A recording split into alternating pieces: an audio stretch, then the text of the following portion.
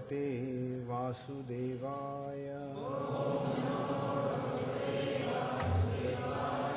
ओम नमो भगवते वासुदेवाय।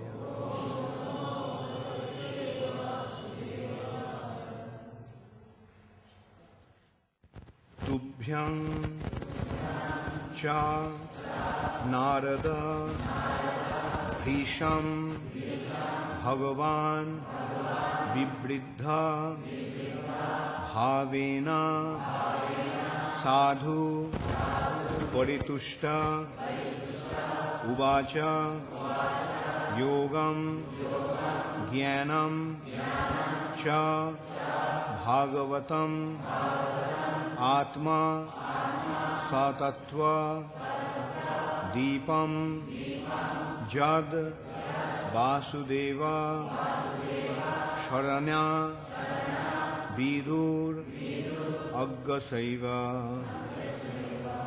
अंजसैव।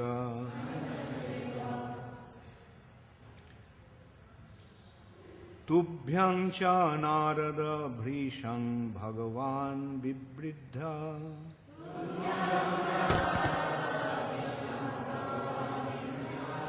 भावेन साधु परितुष्ट उवाच योगम्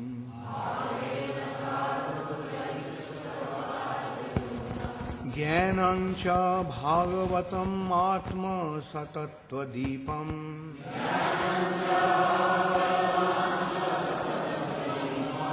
यद्वासुदेव शरणा विदुरञ्जसैव।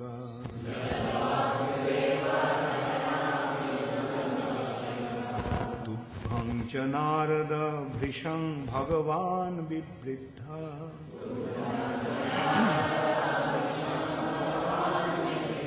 भावेन साधु परितुष्ट उवाच योगम्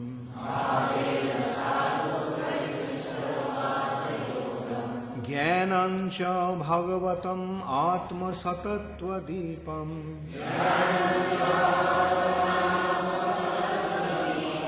यद्वासुदेव शरणा विदुरञ्जसैव।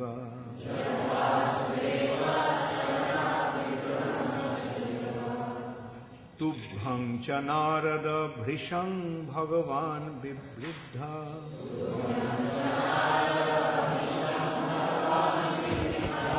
भावेन साधु परितुष्ट उवाच योगम्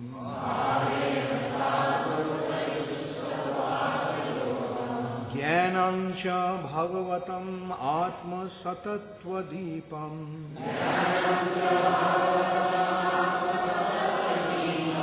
यद्वासुदेव शरणा विदुरञ्जसैव।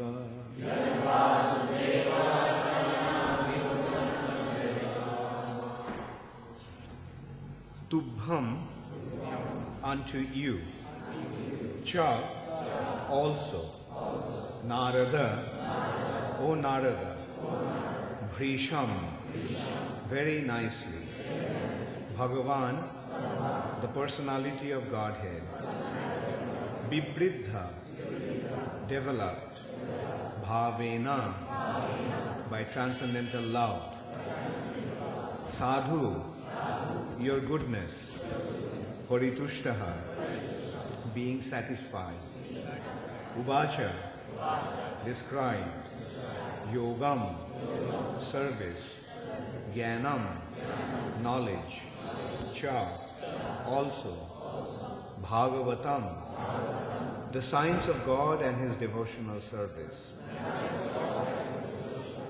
Atma, the self, Swatattva, with all details, Deepam, just like the light in the darkness,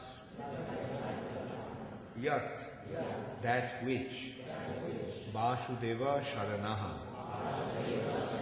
those who are soul surrendered unto Lord Vasudeva. Viduhu, know them, Anjasa, perfectly well. Eva, as it is.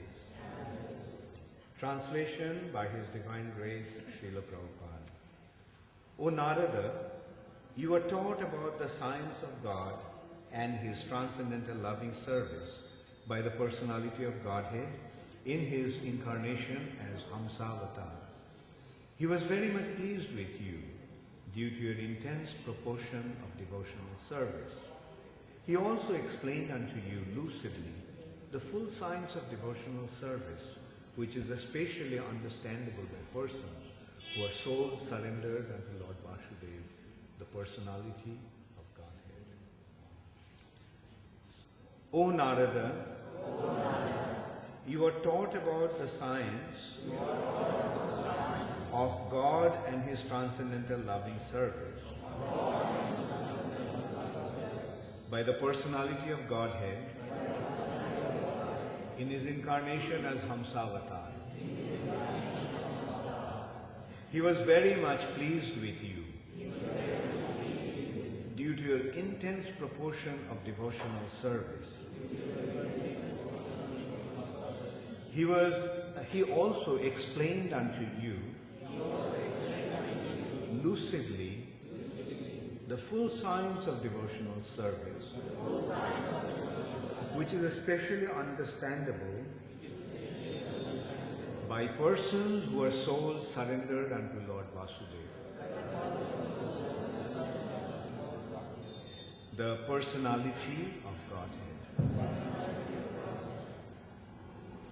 Purport by Srila Prabhupada. The devotee and devotional service are two correlative terms. Unless one is inclined to be a devotee of the Lord, he cannot enter into the intricacies of devotional service. Lord Sri Krishna wanted to explain the Bhagavad Gita, which is the science of devotional service, unto Sri Arjuna, because Arjuna was not only his friend, but a great devotee as well. The whole process is that all living entities, being constitutionally parts and parcels of the Supreme Living Being, the Absolute Personality of Godhead, have proportionately minute independence of action also. So, the preliminary qualification for entering into the devotional service of the Lord is that one become a willing cooperator, and as such one should voluntarily cooperate with the persons who are already engaged in the transcendental loving service of the Lord. By cooperating with such persons, the prospective candidate will gradually learn the techniques of devotional service, and with the progress of such learning, one becomes proportionately free from the contamination of material association. Such a purificatory process will establish the prospective candidate in firm faith and gradually elevate him to the stage of transcendental taste for such devotional service. Thus he acquires a genuine attachment for the devotional service of the Lord, and his conviction carries him on to the point of ecstasy just prior to the stage of transcendental love. Such knowledge of devotional service may be divided into two sections, namely preliminary knowledge of the nature of devotional service and the secondary knowledge of its execution. Bhagavatam is in relation with the Supreme Personality of Godhead, His beauty. Bhagavatam is in relation with the personality of Godhead, His beauty, fame, opulence, dignity, attraction, and transcendental qualities which attract one towards Him for exchanges of love and affection. There is a natural affinity of the living entity. There is a natural affinity of the living entity for the loving service of the Lord. This affinity becomes artificially covered by the influence of material association, as Srimad Bhagavatam helps one very genuinely remove that artificial covering. Therefore, it is particularly mentioned herein that Srimad Bhagavatam acts like the lamp of transcendental knowledge. These two sections of transcendental knowledge in devotional service becomes revealed to a person who is a soul surrendered unto Vasudeva, as it is said in Bhagavad Gita 7:19. Such a great soul, fully surrendered unto the lotus feet of Vasudeva, is very, very rare. Om Ajnanatimirandhasya Jnananjana Shalakaya Chakshurunmilitam Jena Tasmai Shri Gurave Namaha Shri Chaitanya Manobhishtam Sthapitam Yena Bhutale Swayam Rupa Kadamayam Dadati Swapadantikam Bandeham Shri Guru Shri Juta Padakamalam Shri Gurun Vaishnavanscha Shri Rupam Sagrajatam Sahagana Raghunathan Vitam Twang Sajivam Sadvaitam Savadhutam Parijana Sahitam Krishna Chaitanya Devam Shri Radha Krishna Padan Sahagana Lalita Shri Vishakhanvitanscha He Krishna Karuna Sindho Deenabandho Jagatpate Gopesha Gopika Kanta Radha Kanta Namastute Tapta Kanchana Gaurangi Radhe Vrindavaneshwari Vrishabhanusute Devi Pranamami Haripriye Vancha Kalpatarubhascha Kripa Sindhubhaivacha Patitanang Pavanebhyo Vaishnavebhyo Namo Namaha Shri Krishna Chaitanya Prabhu Nityananda Shri Advaita Gadadhar Shivashadi Gaura Bhakta Vrinda Hare Krishna Krishna Krishna Hare Hare Hare Rama Rama Rama Hare Tubhang cha Narada Bhrisham Bhagavan Vivriddha Bhavena Sadhu Paritushta Uvacha Yogam Jnanam cha Bhagavatam Atma Satatva Deepam Jad Vasudeva Sharana Viduranja Saiva. O Narada, you are taught about the science of God and His transcendental loving service by the personality of Godhead in His incarnation of Hamsavatar. He was very much pleased with you due to your intense proportion of devotional service. He also explained unto you lucidly the full science of devotional service, which is especially understandable by persons who are souls surrendered unto the Lord Vasudeva, the personality of Godhead. So, different incarnations are being described here. So this is the description of Hamsavatar. This Hamsavatar, we can see in this incarnation, the Lord instructed Narad Muni. That's what Brahma is telling. Actually, the real instructor of Narad Muni was Brahma himself. That's why our parampara describes Brahma to Narad Muni. But we have to understand that at some point in time, at some stage, Hamsavatar, the Lord appearing as Hamsavatar, instructed Narad Muni. So, the four yugas have four different types of yuga dharma. Kriteja dhyate Vishnu, Tretayam jajate makho, Dwapare paricharjayam, Kalu tad harikirtanat. So, Kriteja dhyate Vishnu, the process of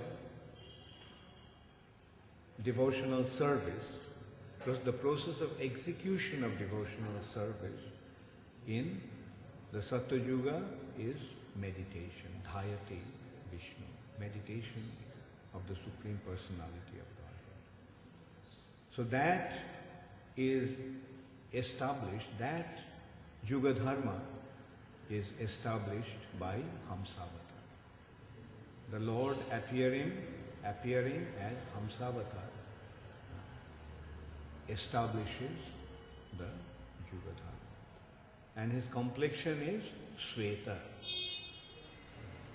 Setva Rakta Tatha Pita Idanim Krishna Tangata. Gargamuni, while naming Krishna, told that to Nanda Maharaj. Gargamuni was sent by Vasudeva, Krishna's father, because he is their family priest. And so Vasudeva himself placed Krishna in the house of Nanda Maharaj. Although Nanda Maharaj didn't know that this boy is actually the son of Vasudeva. He didn't tell, Vasudeva didn't tell. But he felt the obligation towards his son, the responsibility towards his son. Now the ritual has to be performed, the son has to be given a name. So at the same time, he did not want to make anybody aware that there was a possibility that this boy is his son. So he very quietly sent Gargamuni, his family priest, to perform the name-giving ceremony. And at that time, because at that time Kamsa ordered that all the children born within 7 days should be killed. So there was a massive atrocity. So all the children were being killed. So he sent Putana also. Putana was going and killing all these newborn babies. But she met her destiny when she encountered Krishna. Instead of killing Krishna, she herself got killed. And anyway, the ceremony was conducted in a very, very quiet way. They could have suspected and why Gargamuni is conducting the name-giving ceremony of this boy.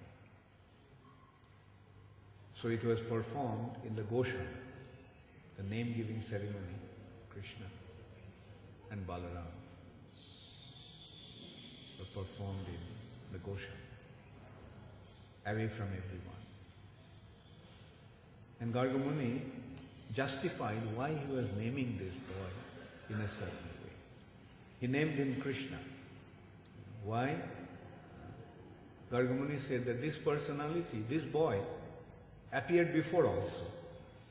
So that is not a big thing, because in India, people know, people believe in incarnation, rebirth.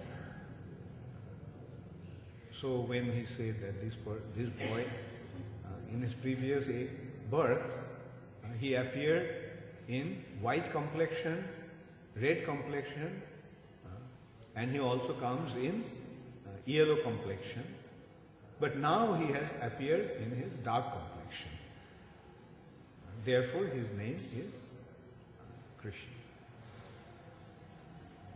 So this Sweta incarnation of the Lord is the Hamsavatar. And he establishes the Yugadharma, that is devotional service of the Lord through the process of meditation. And here Brahmaji is making a very important point, and that Prabhupada elaborated that quite extensively. The point Brahma is saying that he was very pleased with you due to your intense devotional service. And he also explained unto you lucidly the full science of devotional service. Appearing in that incarnation, the Lord established the science of devotional service. And Prabhupada in the purport is explaining, taking the example of Arjuna, that devotional service can be achieved only through devotion. The understanding about the Supreme Personality of Godhead and the process of devotional service, that is the science of the Lord, the science of the Supreme Personality of Godhead and the means to approach Him, can be achieved only by individuals who are surrendered unto Him, surrendered unto the Supreme Lord. That means only a devotee can be qualified to be a devotee. Jai Shri Krishna Balaram ki Jai. Jai Shri Shri Radha Madan Mohan Lalita Vishakha Devi ki Jai. Jai Shri Shri Gauranitai ki.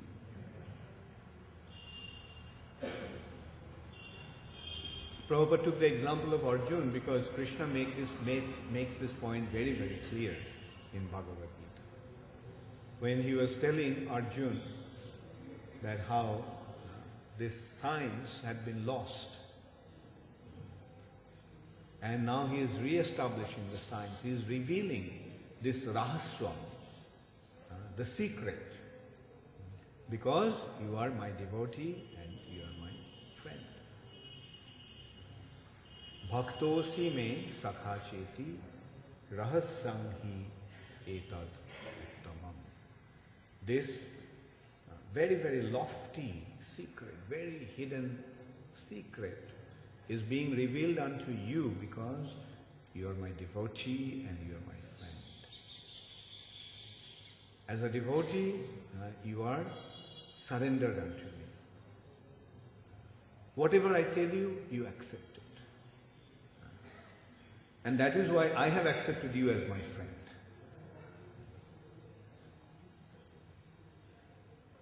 You are very dear to me.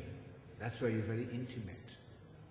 You have surrendered unto me. That's why I have accepted you as one who is very close to me.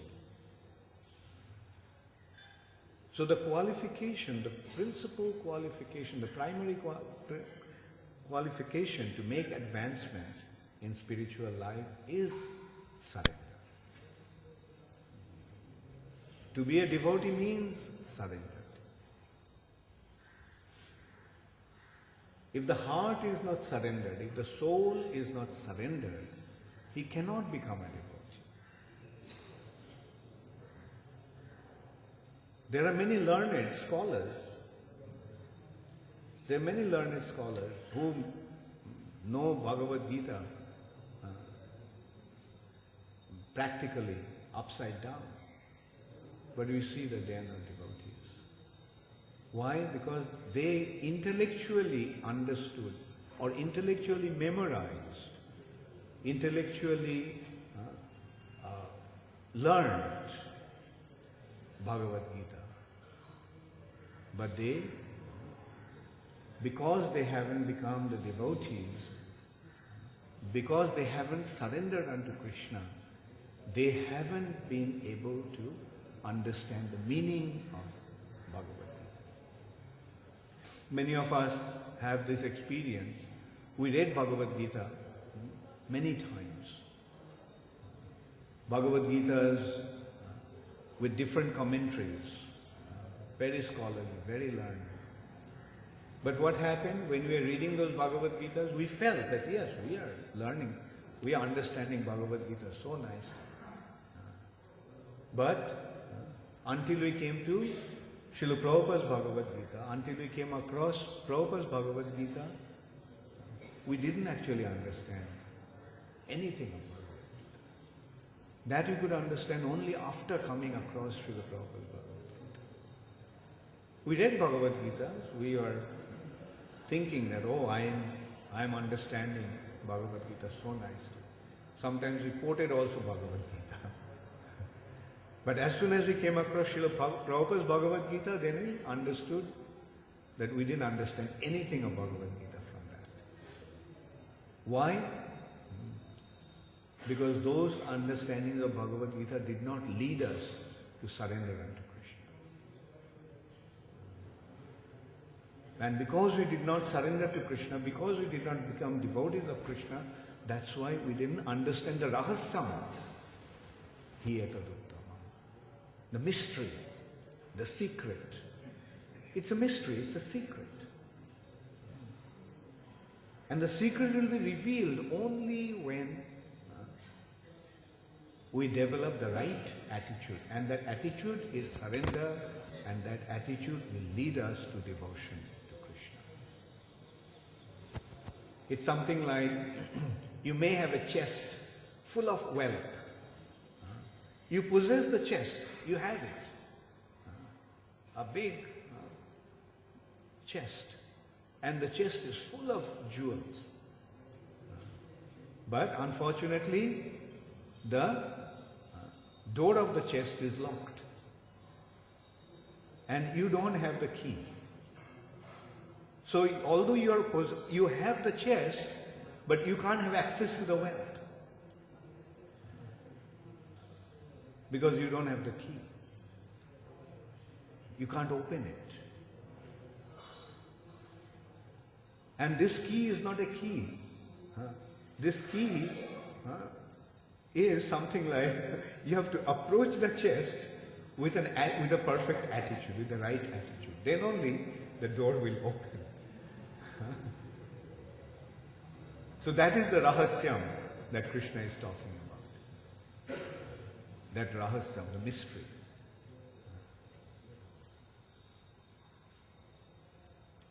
Do you all remember the story of Alibaba? Open system?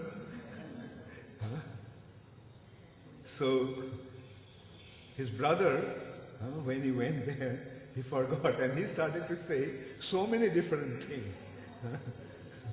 But did the door open? Door of the cave? Didn't open. So that secret word was necessary.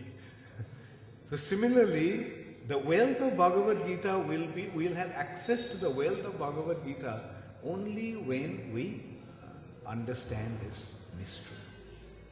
And what is the mystery? The mystery is very simple. What is so unique about Prabhupada's Bhagavad Gita?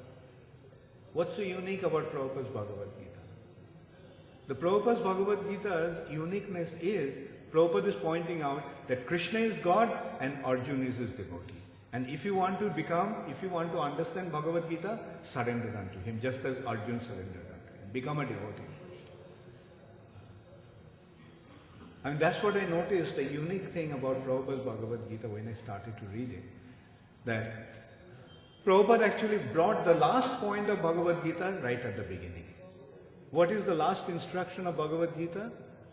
Last instruction of Krishna in Bhagavad Gita? Sarva dharman parityajya mamekam sharanam.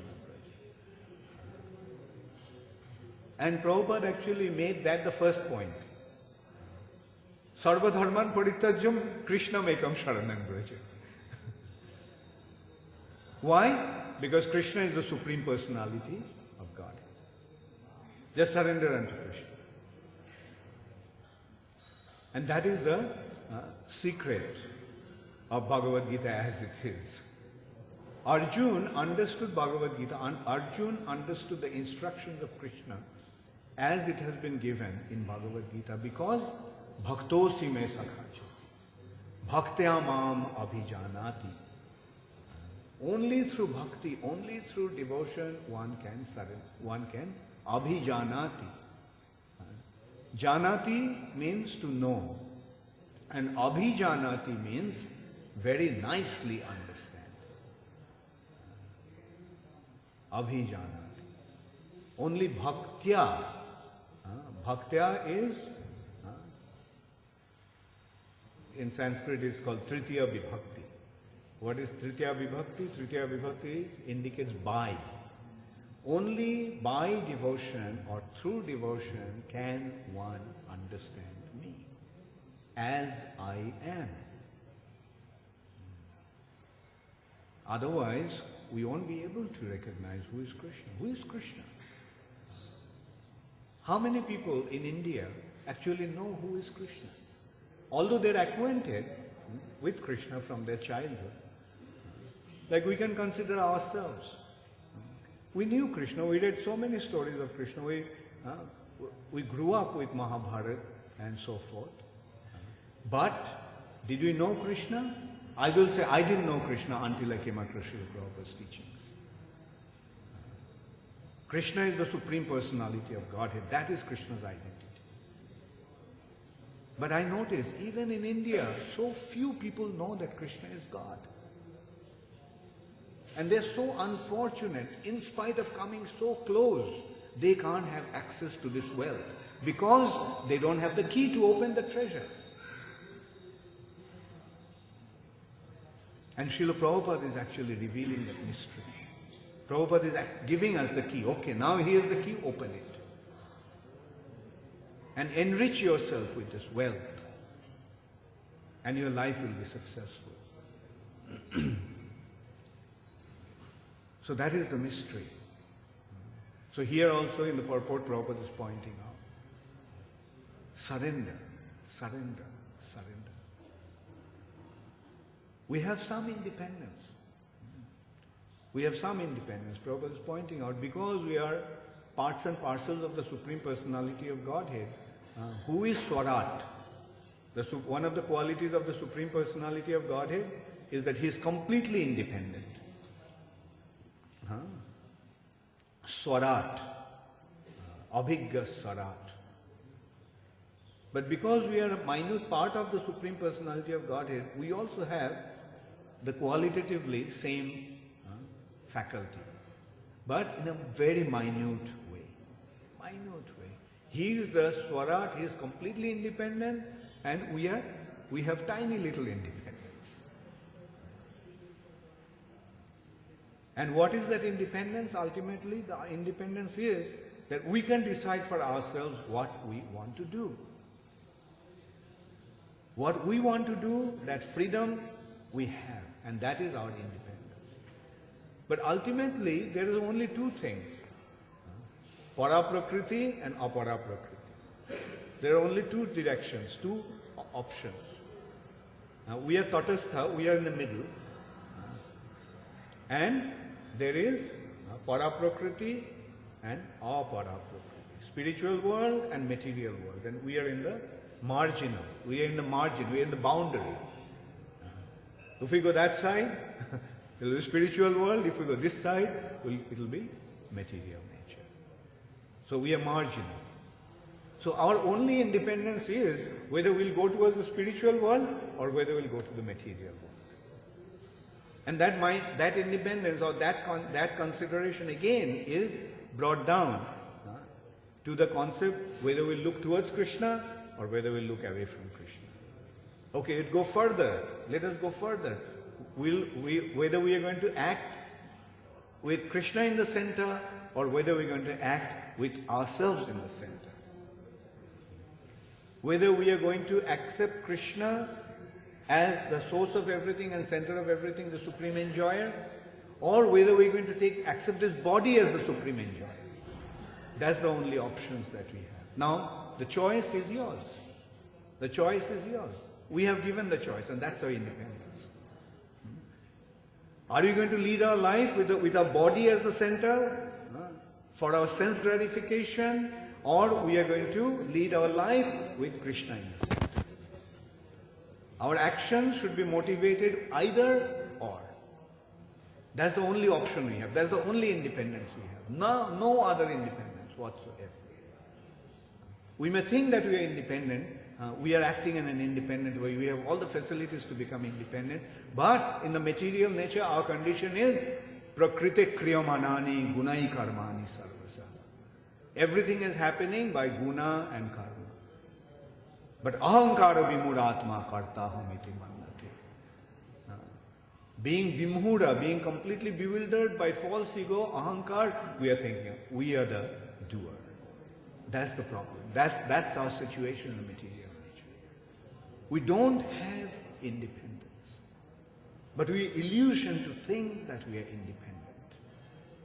We are here also in the material nature also we are acting as a puppet in the hands of Prakriti, in the hands of material nature.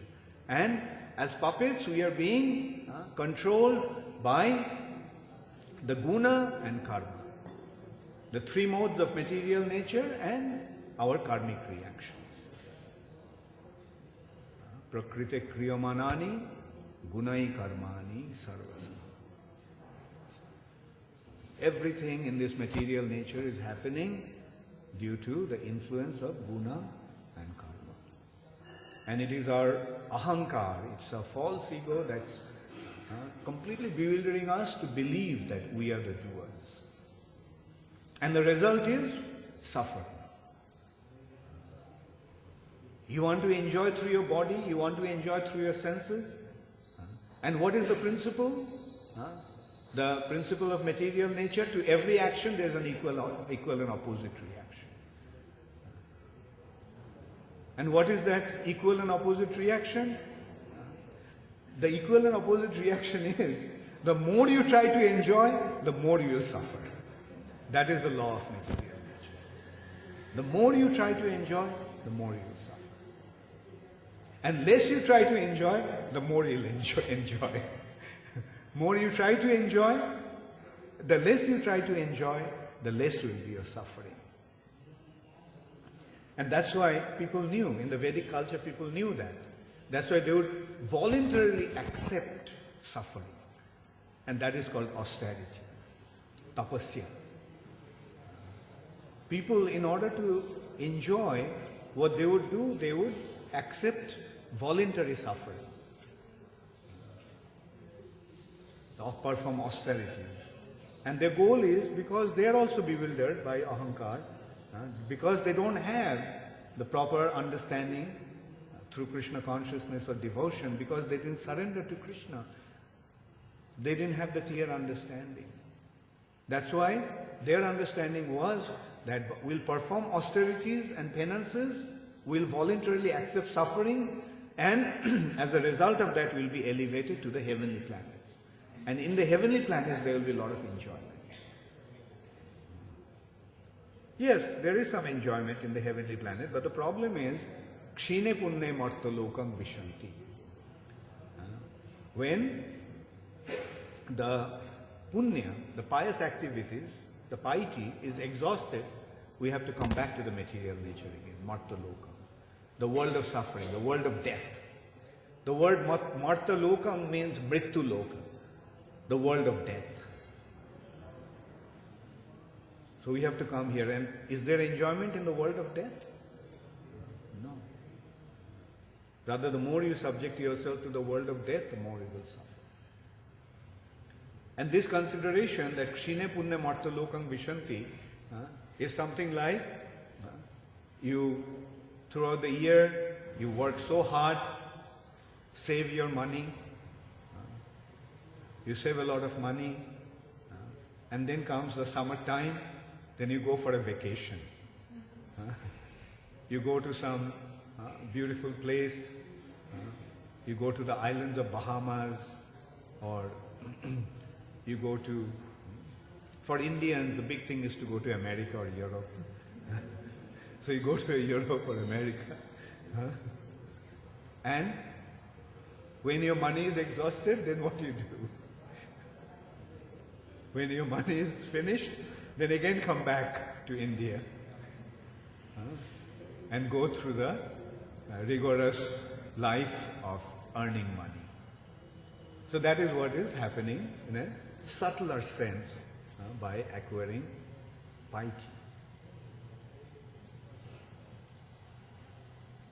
But fine, it's nice to be in America. Then if you want to really go to America and want to enjoy there, then what do you have to do? You have to make a permanent situation. But can you make a permanent situation? You may get a green card. You may get a work permit. So you may make some money, but for how long? Many of the devotees have come from Europe, England, France, like Anandamai Prabhu is from France, Abhimanyu is from Italy, from Sweden. So, Pedro, I'm sorry, Pradeep from Spain. But if you ask them, what they will say? How is Spain? Beautiful sunshine, beautiful beach. But there is suffering. People in India used to think that going to England would be the perfection of life.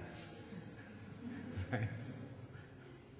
I mean, that's how I also grew up. When I was young, I used to think to go to England is the perfection of life. But when I went there, I got completely disgusted. The weather is so bad. Like, I said, I'm not going to stay here. Europe was even better than that. The weather is much better in Europe than in UK. It rains all the time. Of course, it's changing now. By Prabhupada's mercy, because devotees are chanting Hare Krishna, the weather in England is changing. It's becoming more and more pleasant. And you cannot, actually in England you don't see sunshine. There is a very witty statement by Srila Prabhupada. When Prabhupada was in UK, he also was disgusted with the weather there. You don't see the sun. It's all dreary all the time, raining all the time, most of the time. Then Prabhupada made a comment. There is a saying that the sun never sets in the British Empire. Because the British had their kingdom, the colony set everywhere, all over the world, in different parts of the world. So, so there is a saying, or there used to be a saying, that the sun never sets in the British Empire. Then Prabhupada commented, if the sun never sets in the British Empire, why doesn't it rise in London? So, anyway, the point is, wherever you go, you'll find there is suffering. The only place where there is no suffering is the spiritual sky. That's why it's called Vaikuntha. Vaikuntha. Bigata kuntha iti Vaikuntha. There is no anxiety, there is no suffering. But to qualify to go there, what is the qualification to go there? To enter into the region of eternal enjoyment, we have to give up our desire for enjoyment.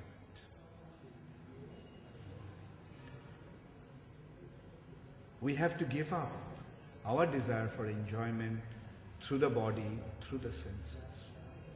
Then only we will become qualified to experience the spiritual joy, the spiritual enjoyment.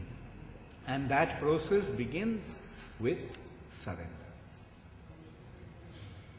Sharanagati, surrender. Begin with that, begin with surrender, and rest will automatically happen, gradually. Surrender literally means submitting ourselves to the will of Krishna. Marobi rakhobi joicha tukara. Whether you want to kill me or whether you want to keep me, it's entirely up to your wish. Whatever you want, I am prepared to accept that. So that is the meaning of surrender. Surrender means submitting ourselves to Krishna's will. And when we do that, then Krishna takes charge. When we submit ourselves to Krishna, then Krishna says, okay, fine, I'll take care of you. And then Krishna actually takes care of us. Then it is a matter of Krishna driving us, and we will see. Krishna is actually driving us, leading us through the course of our life. So this is the process. It's a very simple process. But again, the mystery is that we have to get rid of our false ego. In order to accept this process, we have to get rid of our false ego. Because the false ego is the last hitch.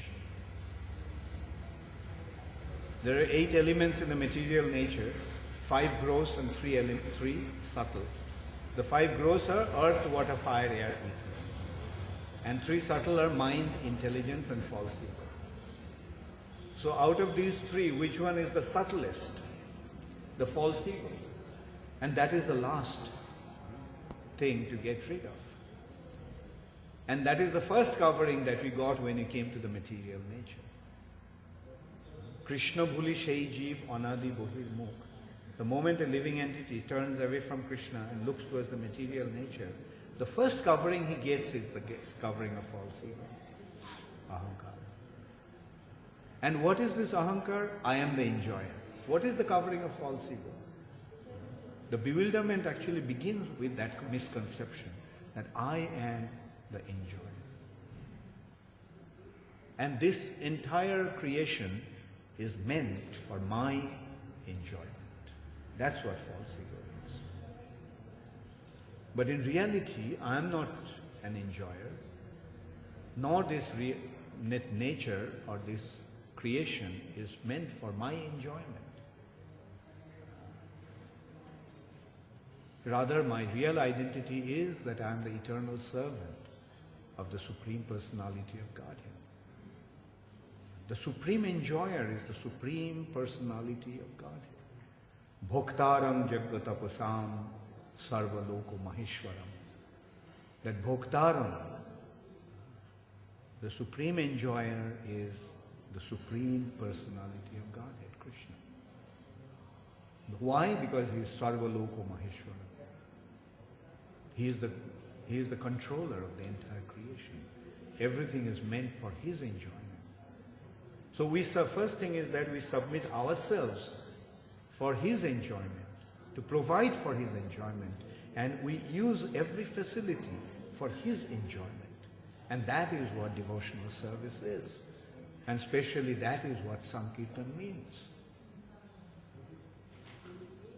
Sarvam Khalu idam Brahman. Everything is spiritual. Everything is khalu. Everything is indeed spiritual. How? Because everything is meant for the enjoyment of the Supreme Personality of Godhead. If we cannot directly use things for his enjoyment, at least let us use everything for his glorification. And that is what Sankirtan is. We may not directly use everything in his service, but whenever something is needed, whatever is needed to spread his glory, let's use it. Because in this way only this Krishna consciousness movement will spread all over the world. All glories to Srila Prabhupada, Gaur Premanande, Hare Hare. Does anybody have any question or comment? Yes. Surrender is actually also indicated as the desire to serve, please and satisfy beloved and devotees. Is that right? What does surrender mean? Surrender means surrender. Right? Submit yourself. Don't try to find any loophole not to surrender. Right? Surrender may mean this, surrender may mean that. No, surrender is a very simple expression. Just submit yourself to Krishna and his representatives. Basically, the question is that the desire to surrender and to serve devotees and Krishna is there, but it is not a burning desire right now. It is there, but it is not so intense. Therefore, there is also attachment and gratification. So, how to this small spark of desire to serve Krishna, how to make the surrender. That's the beginning. That's where everything will begin. Yes, the surrender may not be complete, but at least make some surrender. At least make some formal surrender. Right? As actually, as you have done. You have submitted yourself. And it's not, the surrender is not complete. And the person who you surrender to, when he sees that you are not really surrendering, he smashes you. So accept his smashing. Right? Accept his chastisement. That's the position of a disciple. Shishya, the word Shishya means one who is prepared to accept the shashan. Accept the chastisement. The teacher, the guru is correcting you. And as a disciple you accept it. And then, although you may have started with this much surrender, it will keep on increasing. Follow the process. But surrender. That's the beginning.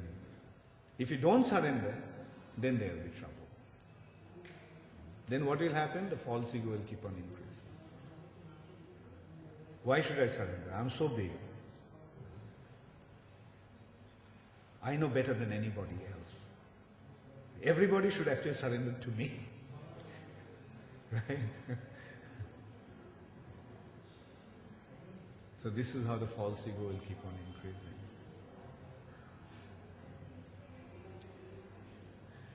Yes, Sitaram? Appearing in various shapes of the Lord. When he meets the four Kumaras, they actually also exhibit various forms of the Lord. That was in Tapaloka. The four Kumaras, and he was seeing the forms of the Lord emanating from them, was in Tapaloka. And when he describes this to the Mathura Brahmana, he says, by remembering these, one's japa becomes joyful. Yeah. So hoping that maybe you can elucidate this as well. How the japa becomes joyful through the memories of the various I don't remember that exact situation, but I can just speak from my understanding of japa, then japa becomes joyful. You see, the name of the Lord is not different from the Lord Himself. Right? So the more we make spiritual advancement, more this understanding will become clear. That the name is not different from the Lord. And the more we realize that, the more we'll get the association of the Lord through the chanting of the name. And that association of the Lord is the cause of ecstasy, cause of joy.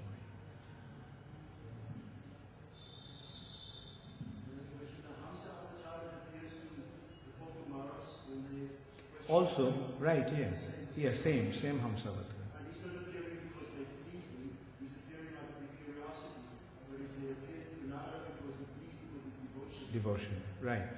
That's why we see that the advancement, the degree of devotion, again, it comes back to the same point. The more we submit, the degree of our devotion will increase. Right? And according to the degree of our devotion, we will receive the realization. Like the same person, the same teacher may give the same instruction to different students, but the students, according to the depth of their devotion, will be able to receive that instruction. So, yeah, and Narad Muni, like he is the most exemplary devotee of the Lord. He is the giver of the Lord. So we can see, the depth of his devotion. Actually, the word they use is elusive, the Lord elusively described. And when one reads the scriptures of the four Kumaras, the amazing lucidity with which the Lord clearly cuts through these illusions. Actually, the verses there are very, very sublime. Yeah.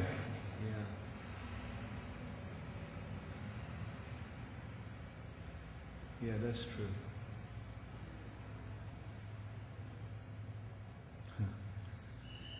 Any other question? Yes. Maharaj spoke about the voluntary acceptance of suffering. I have two examples I want to mention. In the West, it is quite an epidemic of young girls inflicting pain upon themselves when they go through spells of depression. I have seen pictures and read about people in India voluntarily inflicting pain upon themselves, piercing themselves. That's the same kind of voluntary acceptance of suffering, or is deliberate? Are they doing it for want of a better birth in the next birth, or is it for some kind of liberation they're doing it? Either way, the principle remains the same, isn't it? Voluntarily accepting suffering for a better future, for some future enjoyment, right? Whereas Krishna consciousness, in Krishna consciousness, there is no suffering, only enjoyment and enjoyment and enjoyment. That's the difference.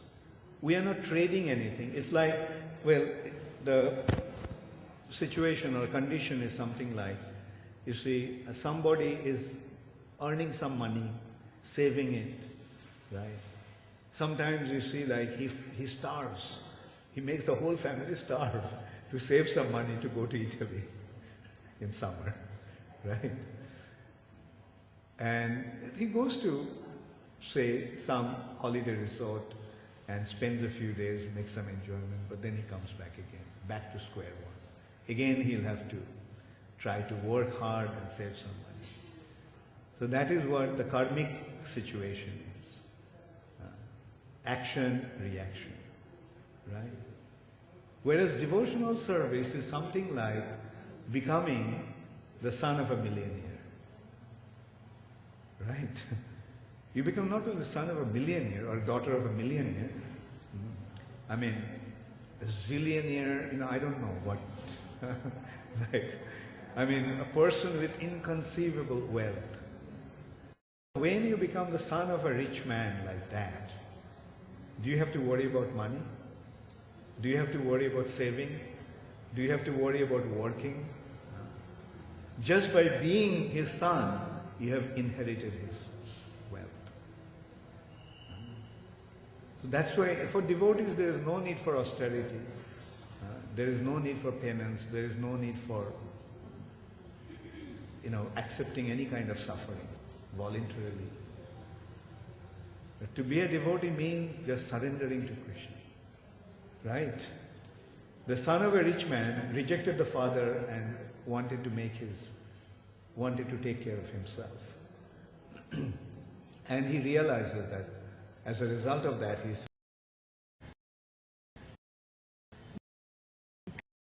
carry on with life.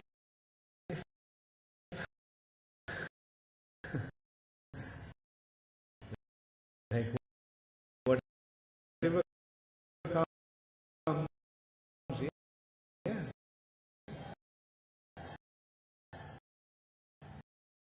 Like accept Krishna's mercy, not only as Krishna's mercy. The devotee's attitude is all the sufferings that are coming to me are due to my bad karma. Bad actions in the past. Wrong actions in the past. I'm getting some karma.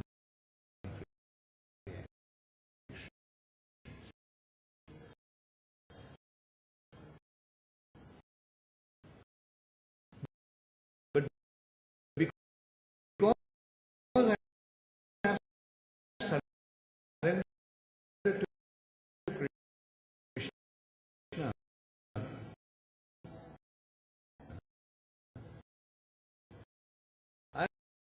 I'm just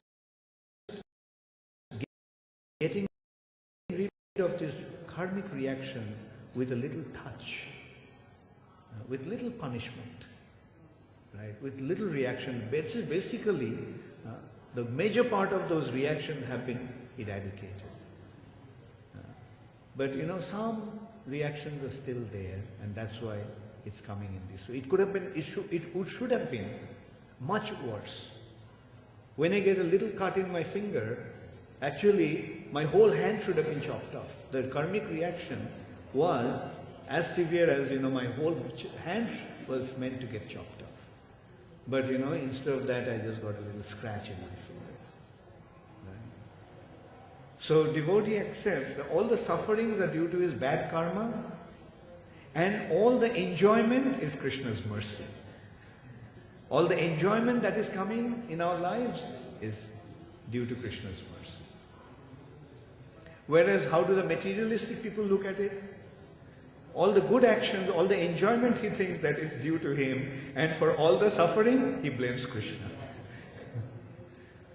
That is how the spiritual life is diametrically opposed to the materialistic way of thinking.